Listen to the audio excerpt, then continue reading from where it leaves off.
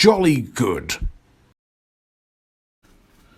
Hello, boys and girls, ladies and gentlemen. My name is Clayton Zoka. Welcome to another My Thoughts On. Today I'll be talking about Igor. I-G-O-R, Igor, not Igor, Igor. That's how you spell it, alright. This is a computer animated movie that came out in 2008, directed by Tony Leondis, who is responsible for the Emoji Movie. And that's a film we do not need to speak about. Or remember. Yeah? Yeah. So this came out way before that piece of fucking shit. So this film, I've never seen it before. I've seen the trailer for it, so pretty much like the other two movies I'm talking about this week, I've seen the trailer. The trailer, I don't know, didn't leave that much of an impact on me. I didn't think much of it, really, to be fair, you know. And I looked up ratings, and people seemed very dismissive, I guess. It didn't look too good from what people were saying, and I can kind of see that in a way, because it doesn't look amazing. It looks very meh. So, I don't know, I decided to give it a watch, and what do I think about it? Let's have a look at this. Well, let's have a look at the story.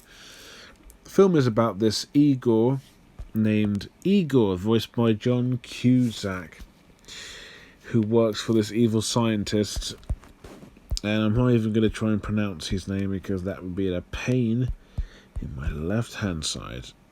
Oh no, it's Dr. Glinkenstein, voiced by John Cleese. John Cleese! No, John Cleese! There's my shit John Cleese impression.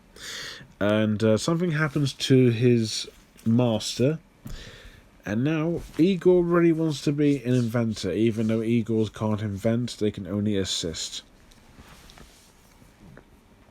Until something happens to his master, he decided to do what else?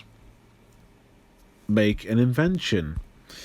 And he makes this giant, like, Frankenstein kind of a monster named Eva, voiced by Molly Shannon.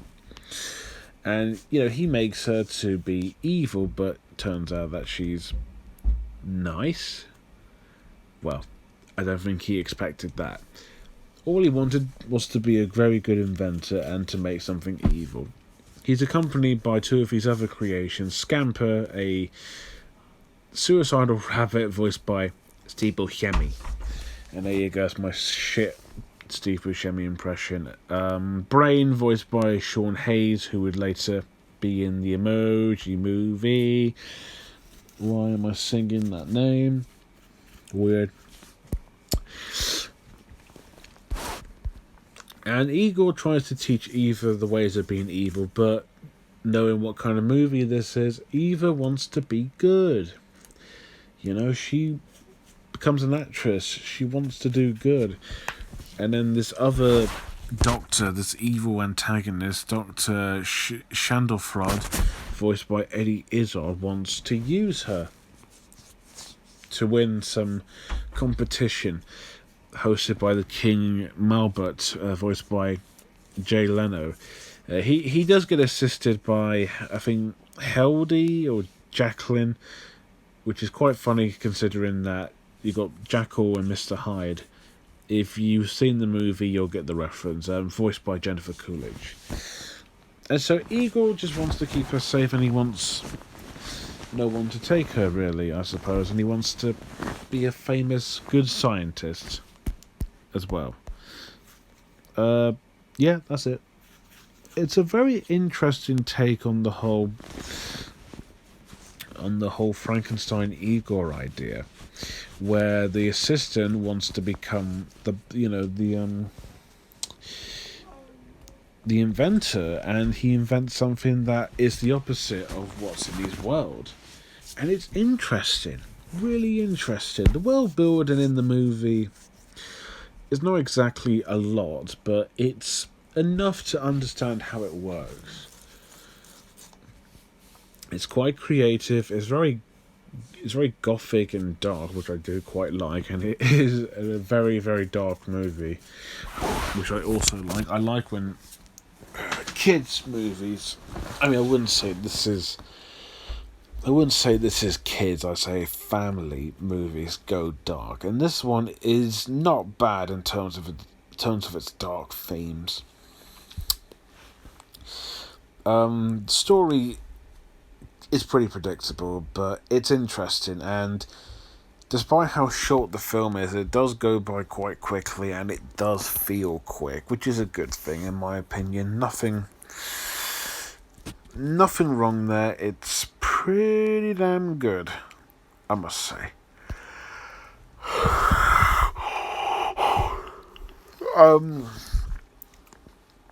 I do like the film's weird sense of humour. It's both dark. It's dark, doesn't make sense, weird, random, but in the right ways, mostly. And there are some very strange slapstick moments that you can kind of laugh at, but not intentionally, but just for kind of how weird it is, you know? There wasn't a moment in the movie where I thought it felt boring. This film wasn't boring. There were a couple of moments that did kind of drag on a little bit, and it did get a bit annoying also.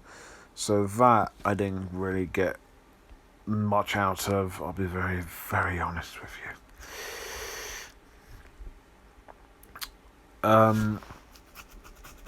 Even dramatically, I think the film works pretty decently when you find out what goes on in the film. And I'll be honest, also, in the first 20... No, what was it 20? No, like, maybe 15 minutes, I thought, the film started off really, really poor. I thought, it's not going to get any better, is it? But then it kind of does. Not, like, amazingly better, but it does actually pick up and becomes a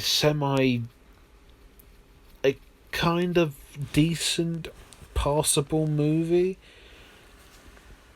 Like, I actually got into it more as the film would go on.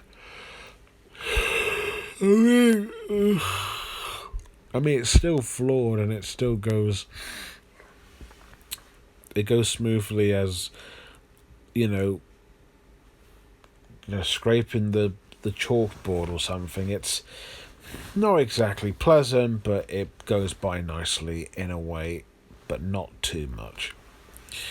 Story-wise, the film is nothing out there or big, but it's interesting enough, I suppose, and it does do the best it could, even if it's very ordinarily formulaic and familiar. Sometimes the humour as well can be a little too much and a little too weirdly perverted and poopy, but not all the time.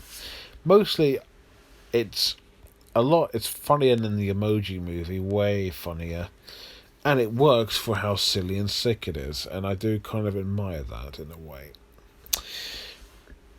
But everything else, not so much. It tried, and I think it did a okay presentation of what it's trying to say and what story it's trying to tell us, but other than that, it's just a very simple story, basic, formulaic, and not at all effective, if you can call it that. Animation. The animation for this movie, I will give credit in terms of style, and I say this a lot. I mean, I've been saying it more than once this week. The style of the movie works. Compared to the Emoji Movie, if I have to give credit to that film, at least the textures are not bad, and they do look quite nice. But but the style is too simple and generic, even if it looks not awful. This film is kind of the polar opposite. Texture-wise, it looks like something from a student project or an animation reel, but design style-wise, it looks good. It looks pleasant. It looks, quirkily gothic. I like it. The characters have very cartoony, distinct, so out there designs, and I love it. The backgrounds have a very atmospherically gothic look to them. Kind of reminds me of Hotel Transylvania in that way, and it looks great. The lighting, the colours, even though there's, lack of colours, I should say, because it's mostly quite dull grey looking, fits the atmosphere very nicely. Very, very nicely. I do like the expression.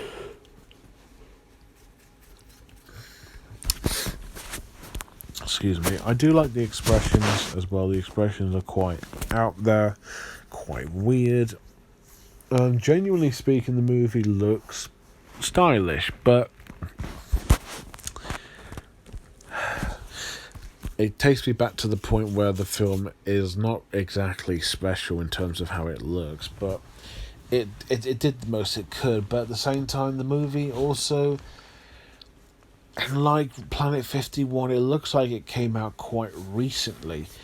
And comparing, so the animation compared to what I've been reviewing this week, Battle for Terra and Planet 51. I say this film looks the most abstract out of all of them, but it also looks the cheapest. Battle for Terra looks like a cheap, epic, dramatic, Oscar-nominated, early 2000s movie. This one looks like something you see at a film festival, like a comedic, silly, student project kind of a movie. It looks cheap, and even some of the character designs look a little too abstract and weird for my liking, but not awful in a way. Just very, very weird, very strange.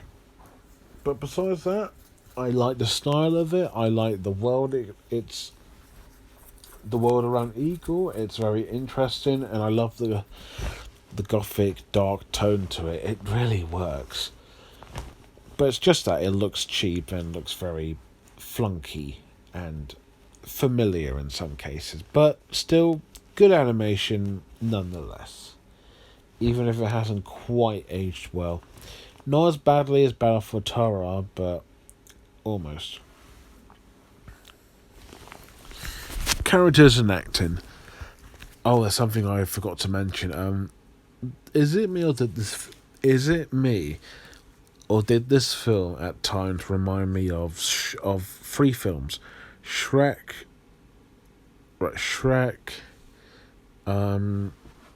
Monsters Inc., yeah, and Nightmare Before Christmas. Think about it. Monsters Inc., you've got the servant trying to be the scarer, kind of like Mike in a way. You've got the town full of villains, and Eva kind of looks like Sally, and I guess you could make Igor the inventor that's with Sally, or Jack Skellington. And I guess Dr. Schmiedelfraud is like Oogie Boogie, and the mayor, I guess, is I don't know. It just reminded me of that so much. And all of them don't want to be good. They want to be evil, and just like bloody Nightmare Before Christmas. All they do is just be scary.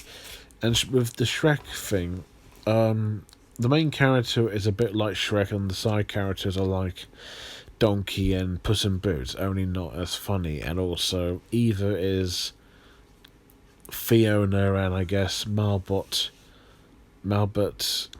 is Farquaad, and Schneiderfraud is like Prince Charming. You see what I'm getting at? The characters in the movie, I actually thought were very charming. Charming to the fact that they are actually kind of likably dark. Igor is a very light-hearted, nice little Igor, and yeah, he was likable. He was charming enough, and I didn't mind him so much. I thought he was all right. Can get some good laughs here and there, and some good lines, and he was interesting. I also like Scampers too, one of the comic reliefs of the movie. Scampers, really funny character, really, really funny. He's a rabbit who is like, his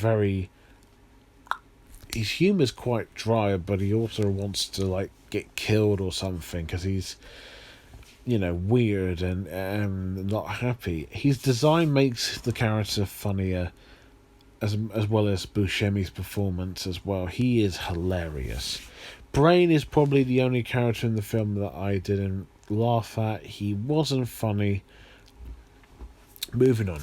Eva's probably my favourite. She's the sweetest Frankenstein monster you can think of. She is so funny, so likeable, so sweet. She wasn't annoying, but she was endearing. I really liked her. And I liked her chemistry with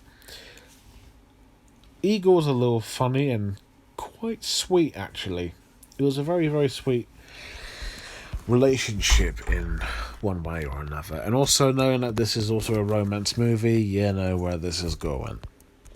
You've got Dr. Schneedenfraud, who's a pretty entertaining villain, and I like Eddie Izzard in anything she is in. Jennifer Coolidge, who is Hildy or Jacqueline, once again, very funny piss take on Jekyll and Hyde in a way. Pretty entertaining character. King Malbert is just the over like central villain who, yeah, he. I don't know if there was any point to him, but anyways, the voice acting's not bad. Actually, it's pretty good. Yeah. John Cusack, who I don't know if correct me if I'm wrong, I don't know if he's ever done voice acting before Igor or after. I actually don't know. But he's not actually too bad. He actually fits the role nicely, and his voice is pleasant, and he sounds like he's doing what's required as well. So I liked his performance. I can't see anyone else playing Igor than him. But it was good. It was good.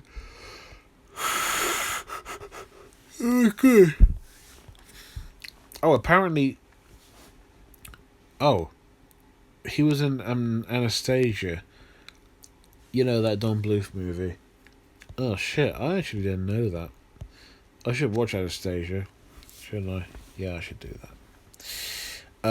Who else? Molly Shannon voices Eva, and she is very good, very sweet with her voice. Steve Buscemi fits the deadpan, voice as Scamper, and he was really fucking funny. And I like Steve Buscemi, anyways. He does a lot of voice roles too, so the Monsters Inc. connection is kind of coincidental since he voices Randall in that movie. So I liked him. John Cleese voices Igor's master, and he was also in Planet 51 as Professor Kipple. Again, kind of a big coincidence since Justin Long was in Battle for Torah in Planet 51, and Cleese was in this and Planet 51.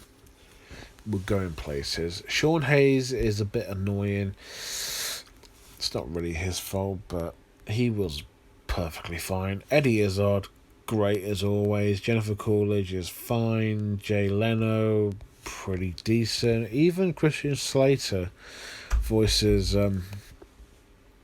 Schadenfreud's Igor, so that's cool. The characters are weird, but they're weird in a likeable, entertaining way, and the voice acting is genuinely really good. So I can't complain about So I really can't complain about the evilness in these characters, but they are entertaining however you see them.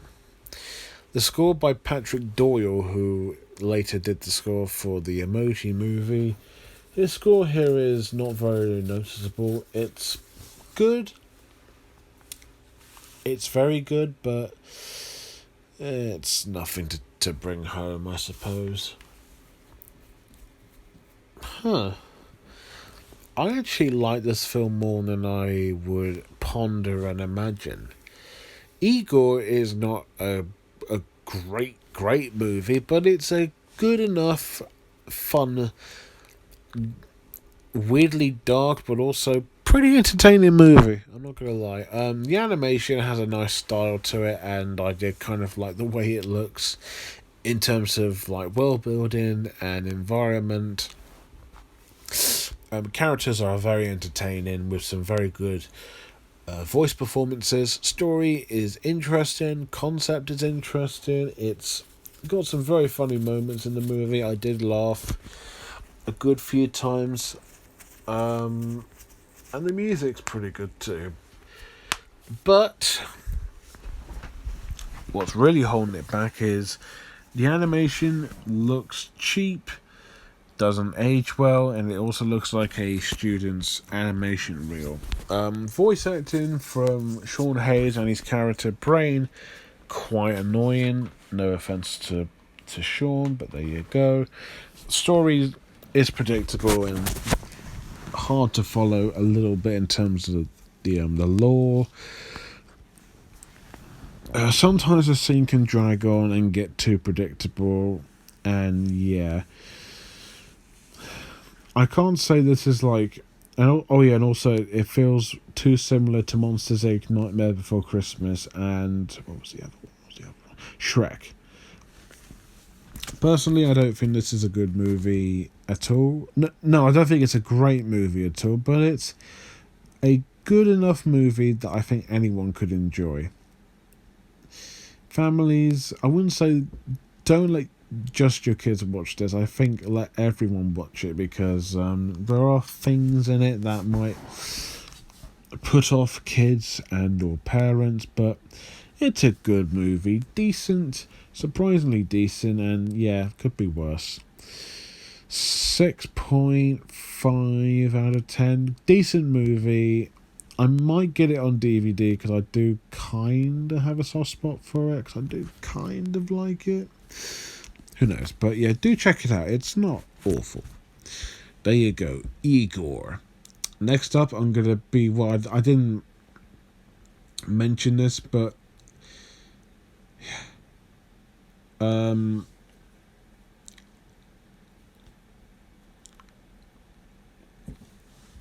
I forgot now. Oh, you'll know, I'm sure, because next week is more my thoughts on. Yeah, I forgot what I was going to say. Anyways, look forward to those. And if you have seen Igor, what do you think about it? Is it good, bad, decent? Do you want to see it? Sorry about that. Let me know below. And as always, thank you guys for watching. Don't forget to like, comment, and most importantly, subscribe. Subscribe. Until next time, be my master. Or don't. I'd rather be my own master, thank you. Whatever that means.